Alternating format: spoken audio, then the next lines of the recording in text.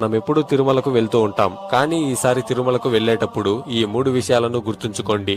1. తిరుమల కొండపై చెప్పులు వేసుకుని తిరగకూడదు.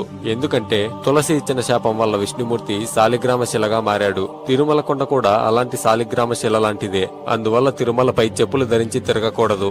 2. తిరుమల చాలా పవిత్రమైన స్థలం. కొత్తగా పెళ్లైన దంపతులు 6 నెలల పాటు తిరుమలకు వెళ్లకూడదు.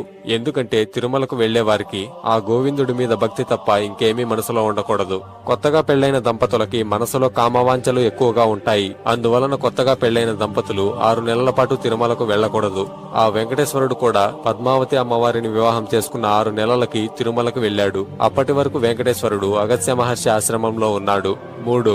ప్రతి రాత్రి బ్రహ్మతో పాటు మిగతా దేవతలందరూ స్వయంగా స్వామివారిని అభిషేకిస్తారు. అందుకోసం ఆలయాన్ని మూసే ముందు గర్భగుడిలో కొన్ని పుష్పాలని అలాగే కొంత నీటిని ఉంచుతారు. తరువాత మరుసటి రోజు ఆ నీటిలో మరికొంత నీటిని కలిపి